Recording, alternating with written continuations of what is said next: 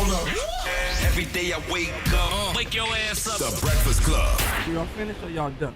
Morning, everybody. It's DJ Envy, Jess Hilarious, Charlamagne the guy. We are the Breakfast Club. Loren LoRosa is here as well. We got a special guest in the building. Yes, indeed. Kardea Brown, welcome. Hi. How are you feeling this morning? I'm feeling good. How y'all feeling? Blessed, black, and highly favored, I know man. that's right. Let me tell you what it took to get here. Okay. So my flight was canceled from Charleston. Oh. Right? But I knew it was going to be canceled. Mm-hmm. So something told me just go ahead and book a trip on the Amtrak. Y'all, you took the train train? I took the train 14 hours. Jesus Christ. We should be cooking for you then. I know, damn it. exactly, I'm like, right? oh, I my need a little goodness. continental breakfast. But yeah, and then the train got stuck in D.C. So when'd you fly in? I didn't fly in. She just So said she Duh, took I know, but when was you scheduled to fly in? I was scheduled to fly in yesterday at 2:55. Damn. So I didn't get here until 4 a.m. this morning. And they already had canceled it? They already canceled it. Yikes. Wow. See what's going on But in the I world? made sure I came. You made it. I made sure I was here. That's because you're supposed to be here. We should have That's what cooked I'm you some talking about. breakfast. Well, how are you Divine. feeling? I'm feeling good. You feeling good? I'm feeling great. I could have cooked you breakfast. No, you Oh, couldn't you have. can cook Yeah, for it? She don't want that her struggle book meal. says use what you got. Exactly. So I could have, you know what I mean? What you had in your house? What did you have in your house? We could have did eggs, bacon, pancakes. I do little fried apples, you know. fried apples. My grandmother does. Yep, that's Where the you thing. from? My grandma from Virginia. Okay, so yeah, that makes sense. Yeah. Fried, so like you just like take the apples, slice them up, cut them up, and put them in a pan with like some butter or something. And the cinnamon, little brown sugar. Yeah. Ooh, I definitely could have took That's that. her favorite meal. That's the easy breakfast. You That is stop a making very people easy. hungry? Right? No, because I haven't had So any you know, breakfast. since your name been on the list that you were coming up here, Charlamagne's been salivating, right? Or like just comes just all down the mouth. So Really? let's What are you talking about? let's find out. How'd you get into cooking? Like, let's start from the beginning. It's your first time here. How did you get into cooking? What made you y'all have realize time? that you wanted to be a chef? Absolutely. We got some time. Okay, so my grandmother and my mother are excellent cooks. My grandmother on my father's side was known for her red rice in Charleston. Hey. Okay, you know about that red rice. So she was a cook at the Piggly Wiggly on Meaton Street. Piggly Wiggly. Piggly Wiggly. That's a grocery store for all you up north folk, okay? So she was a long-time cook there, but I get it from both sides of my family. I do not have any professional background experience. I did not go to culinary school. It was just something I always loved to do. I That was food in Piggly Wiggly used to be so good. you know, and it still is. Man. The one on Savannah Highway, Okay. it's delicious. Okay. The fried chicken, collard greens, red rice on Fridays. My husband now knows about it, so I started out with just like my background's in social work. I went to school for psychology, just thought I was going to do something in the nonprofit world, which I did. I worked at Big Brothers Big Sisters. I did removal of children from homes, and I did child placement. I did all of that. So in the midst of doing that, because it's just a very hard job, you know, it's rewarding, but it's hard. So I use cooking as an outlet for me my entire life. I've just always done Relieve that. some stress. Mhm. Exactly. So I was living in Jersey at the time in 2015, and I was dating this guy who one day was like recording me. I was like, I don't know why he's recording me. I thought he was just gonna put it on Instagram. I get a call maybe a few days later from a producer who's like, your boyfriend sent in a video of you cooking. Oh, you was cooking. I was cooking in the kitchen. You said, okay. So I'm sorry, She's yes, I so was freaky cooking. over there. No, I'm like, I what didn't kind know of it video was recording? going. Yeah, she I'm was like, cooking. what This is is a chef happening? story. What's wrong with y'all? What's up with y'all? I was cooking in the Okay, kitchen, all and he was right. recording me cooking. Okay, Jesus great. Christ. And I got a call from a producer. my bad. Let me back up. So I got a call from a producer, said, hey, we are featuring home cooks on this new show on the cooking channel, and we want to feature you. We like your style of cooking. We like your personality. I thought it was a joke. I'm like, y'all are not about to come. I'm living in Jersey. I'm just cooking, for fun. This is not serious. You can't be. They were serious. They filmed the show over a course of like a weekend, and on the last day of filming, the producer came up to me and said, I think you have what it takes to be like a food personality. I think you should try it. I'm like, listen, I don't know what kind of jokes you got going on here, but this was fun. I'm going to go back to my cubicle on Monday and go back to my regular life. He was like, I really think you should give this a shot. You're a natural at this. I know you've never been on TV before, but if you let us pitch you, we want to pitch you to the Food Network. Wow. So they pitched me, and well, before that, something in me was just like, God, you wouldn't bring me this far and show me this if it wasn't something behind it. So the following week, I put in my resignation letter at work. Ooh, so you just like your discernment just said, you know what, it's time to step out on faith. Nothing Wow. ever felt right as that weekend did. And so I stepped out on faith, sold all of my belongings, got on the Amtrak, and moved back down to Charleston and said, this is what it's going to be. I started a supper club called the New Gullah Supper Club, where it featured all of the Gullah Geechee dishes, and I honed in on my skills, and eventually we did a sizzle reel, and Food Network kind of gave in, was like, oh, we'll give you a shot. And it took about 4 or 5 years before that, yes, because I did get a no. I got a few no's, but I didn't take it as no, it's not for you. I heard it as no, not right now. Not yet. So I kept honing in on my skills, kept doing my thing. I did my supper club, and I had little appearances here and there on the Cooking Channel and Food Network, and eventually they gave me my shot. And with a proof of concept, they saw the proof of concept and greenlit the first season of Delicious Miss Brown. Yes. Wow. And you've won 2 Emmys for that so far. Wow. Congratulations. Outstanding culinary instructional series and outstanding culinary host. And the first Black woman to do so. Wow. Yeah. Man, it's so interesting, right? Because, you and Sonny, Sonny was the first Yes. Black woman that I know from culture, right? Salute to Sonny Anderson, who broke through on the Food Network. How hard is that for a Black woman to break through on the Food Network? I only know y'all too. Right. It's us. That's it. I think over the years they've gotten better with diversity and inclusion on the network, but for a long time it was just Sonny, the Neelys. And the Neelys, I forgot about the Neelys. Yeah. Yes, and Chef Aaron with Big Daddy's House. And but as far as a Black woman, back then all I knew was B. Smith. And B. Smith, yes. Yes, God bless her soul. But Yes. Sonny was the only one, and Sonny was, I tell anybody, Sonny is who I looked up to, and I saw her on there, and I saw her being her authentic self, and I was like, if she can do it, I can too. But it's just really been us, and then now Carla Hall is on the network as well. But it's hard, it's a white male dominated field, in and out of television, even with the culinary world in general. Most executive chefs, head chefs are white men. I do have one question before we go into the chef. Something that just made me think.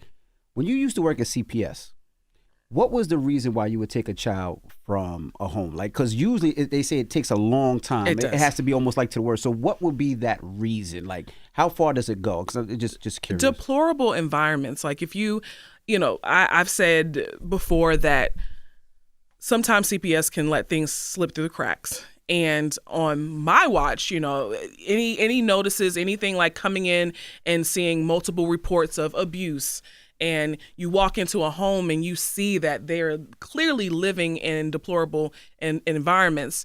After that, in multiple cases and multiple write-ups, then it would warrant a removal from the home. Like there's emergency removal where there's clear abuse, and then there's some that it takes some cases and some write-ups before that happens. I know a lot of parents are always scared that my kids are going to come to school and say my mama hit me or my daddy hit me. Yeah. But that doesn't get your No. kid taken out. Okay, No, that has not to be immediately. No. We always want reunification, and we always want children to be in their homes. But if it's clear and there's multiple signs of something going on, then there has to be an investigation first before a child is just removed. Did a child ever complain that their parents couldn't cook and they wanted to be taken Of course, that happens. Okay. That used to happen. Like, oh, I didn't want this, or kids will complain like, oh, I didn't get a chance to wear this. I wanted to wear those sneakers. They took my game from me or something. That's Yeah. Don't you get mad when they call you to the house and you be like, you calling me because your mama took your game? Or even when I was a social worker and I had kids on beyond like them being with their birthright families, like when I did child placement and they were with their temporary households, and I would get calls and I can hear the phone now, the on-call phone, and I would get some of my clients who would be like, well, I'm on punishment. So why are you on punishment? What happened? I got a couple of Fs. And so you decided to punch holes in the wall and do crazy stuff because you got Fs on your report card. Now, how does that, in 3:00 in the morning, like I got to go remove a child and put him in another home because of crazy. But kids will be kids. That's real. I was gonna ask, did those two worlds ever like collide at all? Like, did any of the kids that you helped find like placement homes or whatever? Yeah. Now they watch you on the Food Network. You run into them. Like, did that ever happen? Like that recently just happened. I also worked for Big Brothers Big Sisters in Newark while I was living in Jersey, and I recently hosted a Big Brothers Big Sisters meet and greet at my restaurant in Charleston, which was really nice. It's a full circle moment going from being a mentor manager at Big Brothers Big Sisters to hosting them at my restaurant and the one in the airport. The one in the airport. Kardea Brown's Southern Restaurant. Yeah. Yes, in Charleston Airport. The restaurant you own. So Yes. It came full circle. Yeah. So it came full circle to have them, there. And I remember being a struggling social worker, rubbing pennies together to make ends meet, to having the same organization that that's the organization I left before I started the Food Network show. And so to have them at my restaurant, gosh, almost 10 years later, it meant a lot. I've heard you say that your cooking is a love letter to the Low Country where we're from. What's one dish that best tells the story of where we're from, you think? Shrimp and grits. Yes, absolutely. It's my favorite.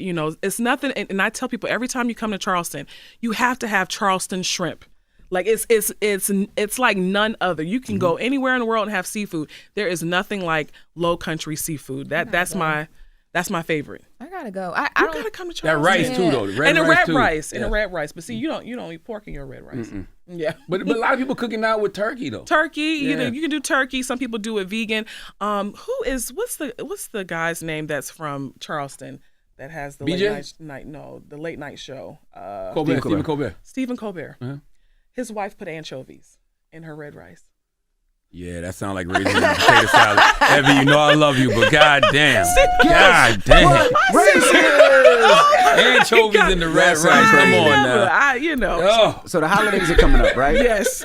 Thanksgiving. So for people that are not cookers, right? Because there's a lot of women, a lot of men out there that don't cook. Uh-huh. What's an easy dish for people to make that can still impress some type of people? Ooh. Like, for instance, Loren has a newfound man, right? Yeah. She really doesn't know how to cook. So what would you suggest her to cook to impress this gentleman? Don't do shrimp, chicken Alfredo. We don't. For Thanksgiving, I would never. But see, I see everything. Every time I see something on social media, everyone's like, "Oh, you got to do the Alfredo for for a date." We're not doing Alfredo. For Thanksgiving, I would say a spatchcock turkey. That's super simple. People think that takes a lot to make, and it really doesn't. You just take the backbone out the turkey or chicken if you don't want to do a big chicken. A big turkey. Smash it flat down, season it, inject it with some butter and some Creole juices, bake it off, and it's like the tastiest, juiciest turkey you will ever have. There's some other recipes in there. I'm already the red all rice, up in your business the jollof rice. I mean, it's so simple. Like you don't have to do a lot to impress someone. I say do something simple that takes a little less steps, so you don't get all flustered and stuff, and just make it taste good. Mm-hmm. That's it. Presentation too. Has your husband ever hurt your feelings, right? Because you are a chef, right? Yes. He's sitting back there. Have you ever said, "Nah, that's not it," and you'd be like, "What?" Yes. Several times. What meal was it that he said that's not it? What's the last meal he was like, "Babe, you gotta go try that again"? I made this. I tried to make this like jerk chicken and dumpling thing, and I made the dumplings with like frozen biscuits. It usually works. No, you got to make the biscuits from scratch, man. I know. You had that much time. I didn't have much time, and the dumplings just kind of like it. It did something in there. It was yucky. It was thick. It was slimy. He is a dessert snob, and he will call somebody's cake dry in a heartbeat. Dry. I said, not me sitting on these. I am a judge on holiday baking championships, spring baking. I know desserts. So I made a red velvet cake one time. He took a slice of the cake and was like, I need water. It's a little dry. I said, absolutely. Dry where? I said, if you put your finger, I said, the crumb on it, do you see the crumb? He's like, I don't know about all that. All I know is my Aunt Pam makes Aunt Pam in there. Aunt Pam make a good red velvet cake, and hers be a little buttery than this. It's a little dry. I don't know what you want me to tell you. So was it missing something? Did you? I thought I did right. I put my stick of butter in there, a little oil. For me, technically, a stick of butter. Stick of butter. I guess Aunt Pam put about 2 or 3 sticks in there. That's what I'm saying. Like I thought 1 stick would be enough. 12 tablespoons. I'm measuring. He was like, "Nah, it's dry." So what happens after that? After he tells you it's too dry or it don't taste too good, so what's your next move? Mumbling across the house. Okay. I'm talking about dry. Did he finish the piece of cake or no? He threw it away. Oh, damn. That's cold. But But then I thought about it too, because I did go get another slice later on that day, and it was reading a little dry. Okay. So, he's not gonna fake it. I wanted to ask you about when you started Delicious Miss Brown. Did you ever imagine you'd be representing like an entire region on national TV? Absolutely not. I just thought I was coming in there and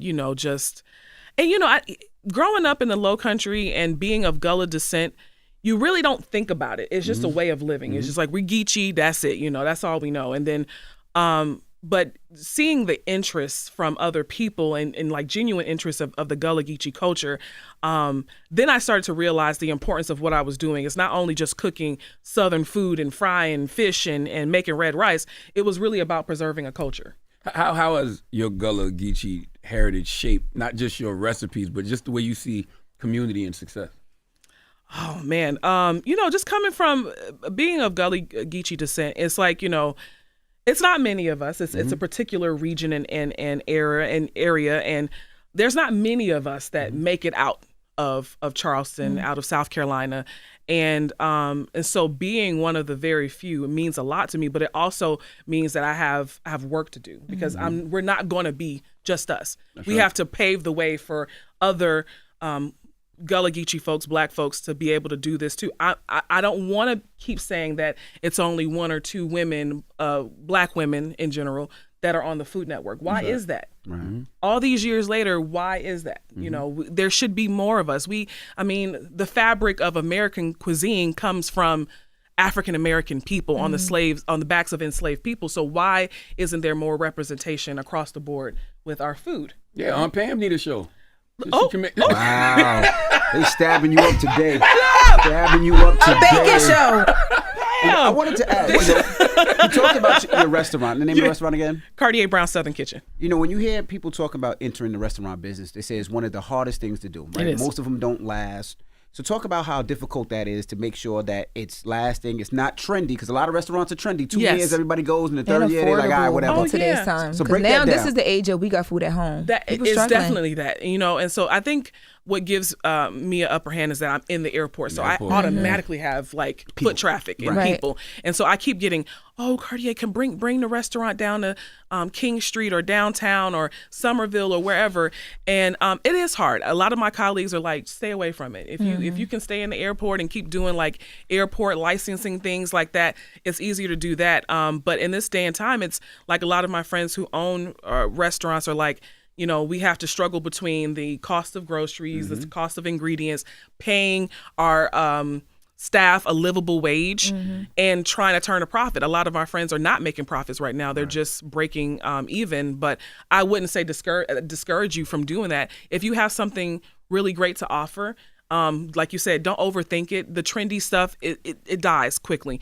We make regular food for regular folks at my restaurant. We got pork chops, we got fried fish, we got chicken, stuff like what you would normally find in Charleston, South Carolina, and you just do it good and you do it well. And when you're out there early in the morning, that meat and 3 platter. Yeah. You know what I'm saying? It'll do something for you. Sausage with some grits, eggs, and some biscuits. That's all you need. How has everything going on with the airports and all that stuff? Has that affected your business in a negative way? I mean, people are still in the airports. They just stuck there. They stuck. That's good. Business is booming. They stuck, right? Booming. Okay. Every time I pass by that restaurant I can't wait to come down there and try your food. You got you, girl. And then, look, while you're there, you got to come to my house. I got to actually cook for you too, because I believe in that. I like to eat. Listen, Lauren, I got you. I got you covered. Charlamagne was telling me that because I love seafood. I didn't know that there was so much seafood in the South. Oh, yeah. For real, because I'm from Delaware, so like up here, you think of Maryland for like crabs and seafood and all of that. Y'all ain't got no oceans. No, not even that. I just don't think that. I mean, I know seafood. Got no bodies of water. Seafood is everywhere, but I just didn't know that there was like an area in South Carolina that specialized in that. Like he talks about crabs all the time.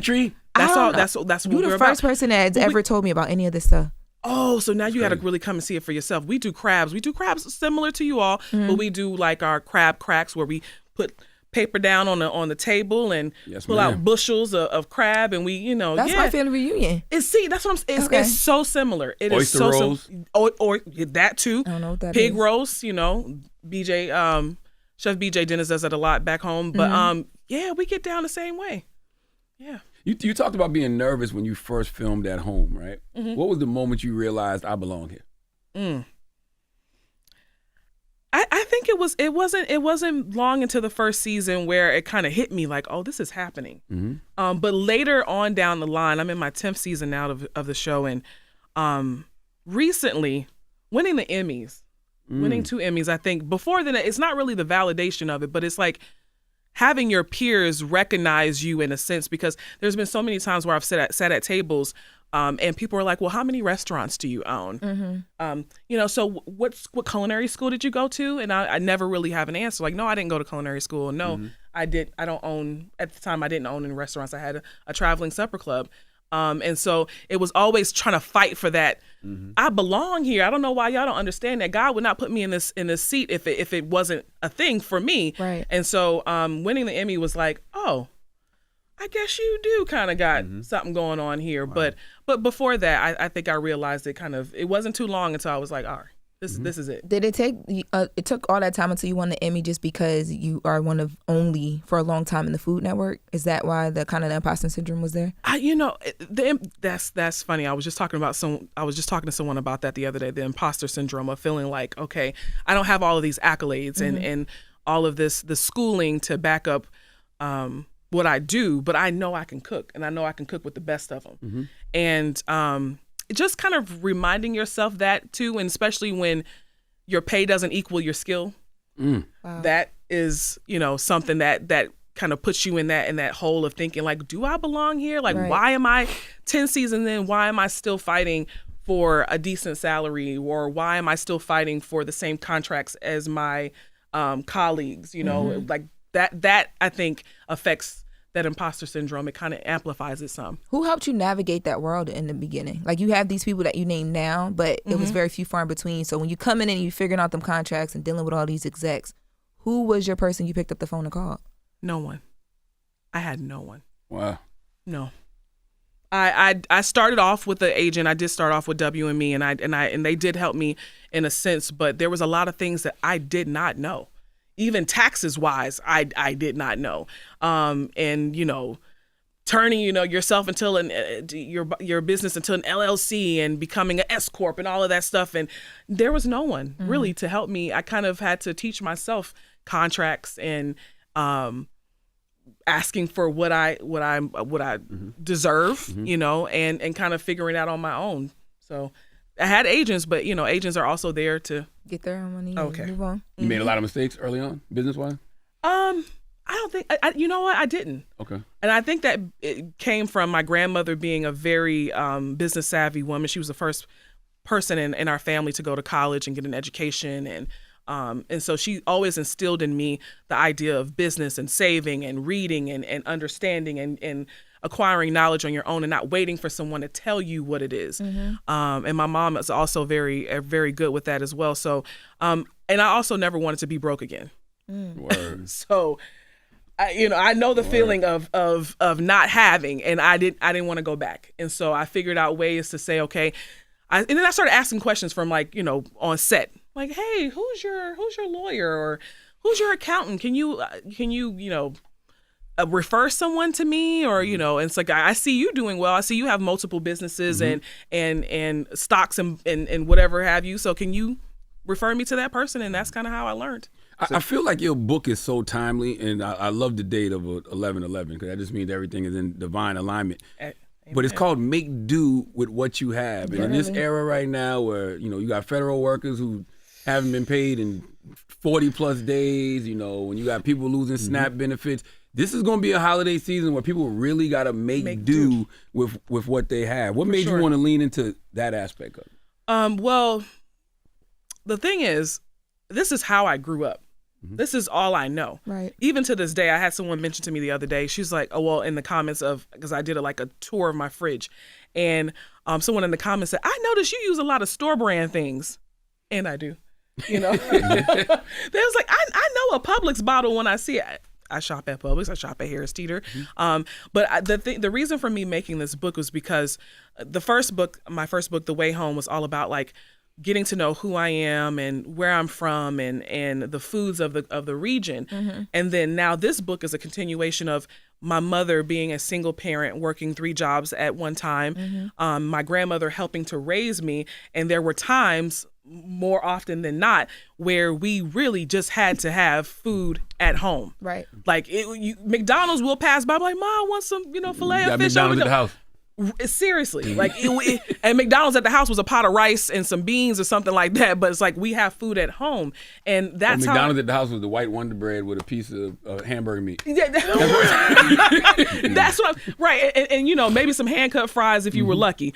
But it's just the way that I grew up eating, and it's my style of cooking. Even on Delicious Miss Brown, like if you watch the show, you'll see that I never reach for a lot of fancy ingredients. It's always things that you can find in your pantry, in your refrigerator, things that you go to a grocery store and you do your haul for the first 2 weeks of the month, and you can make meals out of those things. And I think this is new to some people who aren't used to struggle, but this is what I know, like this is how I grew up. And so I'm helping people maybe who don't understand, like, hey, now times are a little iffy and you got to figure out things at home. Like as a business owner and a restaurant owner, I would love for you to come out and travel and eat. But I also know the reality of it, and it's not feasible for everyone. Right. Yeah. So I want you to be able to open your fridge and not look in there and say, man, we don't got nothing to eat in here, which I did a lot as a child.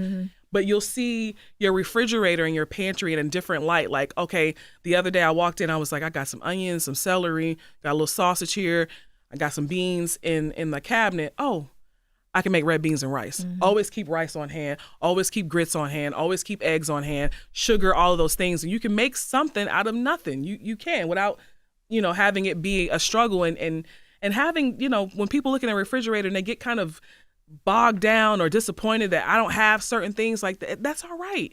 You can still make a decent meal with the stuff that you have. It's so funny. Okay. I was gonna say, what's a cheap meal that you can make, right? So let's say there's a mom listening right now, right? They just picked up their kids from school. Okay. And they need to make a quick meal that's inexpensive that the kids are like. Go. What do you go to? Ooh, that would be my chicken bog. That's like getting like whatever meat cut of chicken you got in your house, either some drumsticks, some wings, breast or whatever. You take that, you season it, you get some celery and some onions and stuff. You cook that down in the pot, and you put the chicken in. You cook the chicken, then you add rice to the pot, right? You cook that all together, so all the fragrant vegetables and the seasoning and the juices and the natural fats from the chicken all coming together in this one pot. So you got a meal in one pot. Gotcha. Yeah. It's so funny because all of these, my stomach is over here growling because I'm just thinking about all of these meals that feel like hugs, right? Like it's little things. First of all, grits and eggs for breakfast is always going to slap. But my grandma used to take toast and she would just put cheese on it and give you a cup of tea. Oh yeah, like when we would come home from school. Oh my God. Oh, absolutely, man. A little butter on it. Ooh. I love that. Well, what's one recipe that always brings your family together? No matter how busy everybody is, we're going. A recipe or a meal? A meal. Fried fish and red rice. Ooh, look at him, man. What you talking You should have brought. Well, you couldn't, but you making me so hungry. You got to actually try the food. I should have brought. I wish I was like. Next time, that means you got to come back. I have to come back. Because like red beans Chewies, and rice, red beans and rice, all of that gumbo, fish. collard green gumbo, fish, all that. Why is that the meal? It's just what we're known for in Charleston. Like on Fridays, you get paid. Fridays, you go get your fried. We call it fried Friday. Fush. Yep. Oh. Push Friday. Fush. Yeah.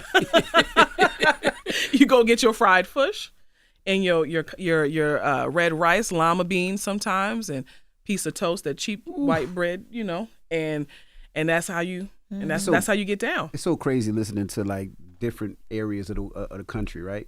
Because we didn't really cook like that. Like my mom did pork and beans. Like pork and beans was like the cheap meal, right? Yeah. She cut it up with some hot dogs. She cut hot dogs in it. That was our meal, right? I hated when my mom cooked meatloaf. Like meatloaf, I hated meatloaf. I hated the way it looked. I hated the way meatloaf. I love meatloaf too. I hated New Year's Eve when my mom used to cook chitlins. But anyway. Oh, I love chitlins. Oh, you do?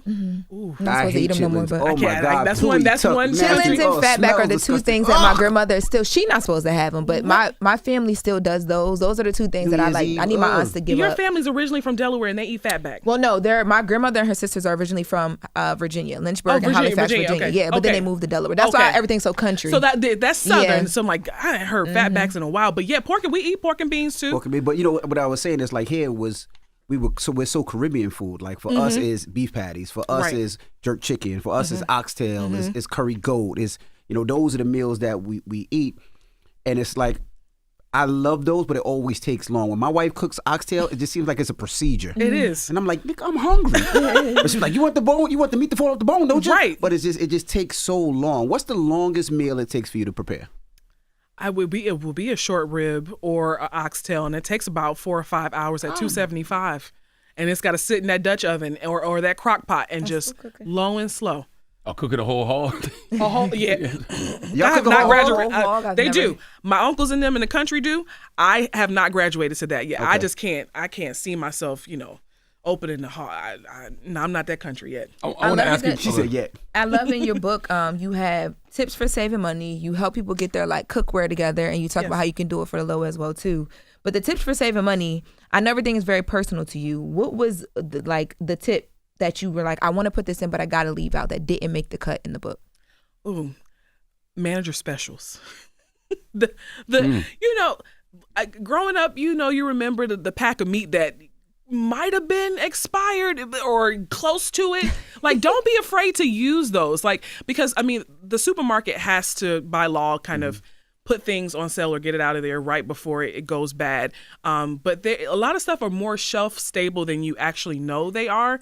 Like beans. If you see like a pack of dry beans and it says, it expires on 2025 January 2025. Dry beans will last in your pantry indefinitely.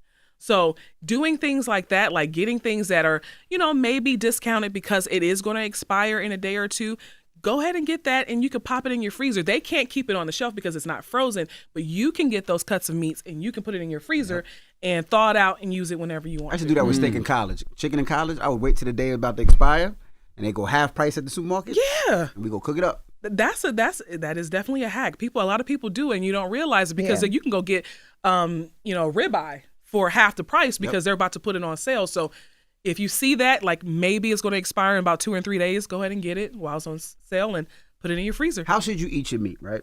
God damn. Hey, yo. This guy is crazy. Go ahead. My God. Envy is a fall. However you like it. Go ahead. When I was younger, right? Okay, and you started young. And I used to eat steak. I used to eat steak. You're pro now, ain't you, Lauren? You're a pro now. It's under 8. It was well done, right? Because that's what Yeah. we were taught. You got to eat well done. But now it's medium. So how should somebody eat their steak? Pause. Eat their meat. I would say medium well. I'm a medium well girl. I want a little bit of brown and just till it gets to the center pink. The pink is soft. It just juicy, melts in your mouth. You like Pause. white Pause. Babe said stop I said playing that with my him. way meat. Go ahead. But see, I don't want the cows to be mooing. Not mooing, but pinks, it got to melt in your mouth. So medium Pause. medium is okay. I go with medium for like my like lamb chops or pork. Yes. I'll do that. But like for as far as steak, I'm scared of the pork medium, man, because I don't know. Growing up, got a little bounce to it. Has You to feel have a like you bounce. get sick, right? My mom used to get the pork, you get salmonella, whatever it's called. Yeah, 150, 155 is okay for pork. Yeah, and then salmon too. If you eat salmon, I Salmon's like medium mine too, yeah, medium. yeah, okay. Yes. I wanted to ask you, right, in the intro, you got these mantras. You already talked about you got McDonald's money. I just want to say some of these mantras. Okay. And you tell me what they mean to you, right? You said these are mantras your mother and grandmother instilled in you. Mm-hmm. And I also want to know which one is most relevant to where you are in life right now. Okay. If you want to act grown, be grown. Now, that was you think you grown? Well, then go ahead and take your stuff and get out and do it on your own. Damn. Yeah, my mom is. You remember the first time you heard that? Yeah. I was about 14 or 15. And I guess I had got, started feeling myself a little bit. And I said something back to her. And she was like, all right. If you want to act grown, you can be grown. Pack your stuff up, call your grandmother, and tell her you're on the porch. You need to go. I was like, what you mean? Like, she actually had me pack my stuff up and put me outside and called my grandmother, said, you can come get her. She can figure out what she's doing since she want to be so grown here. And I was like, you can't do that. You can't put me. But that, back then, I kind of felt, I guess I was feeling myself a little bit. The grandma come get you? No. Oh, damn. Grandma, she was like, absolutely not. Like, Patty, let her back in the house. Don't do it like that. She, she didn't mean any harm. But it took about an hour or two, but she let me back in. But I at that point, I realized I was not grown. The Lord will make a way out of no way. Absolutely, every single time. And I say that with conviction every single time. I am a living testimony of making God will bring you through the darkest storms.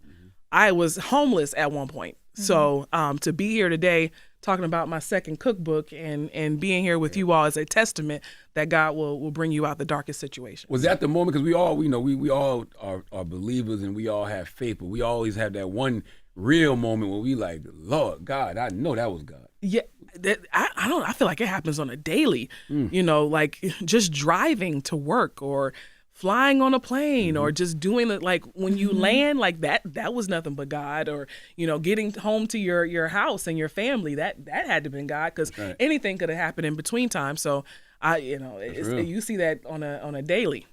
He would never give you more than you can bear.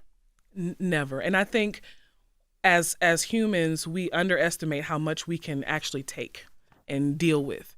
And God shows us, like, okay, yeah, this may be a very trying time, but I'm giving this to you because I know you can handle it.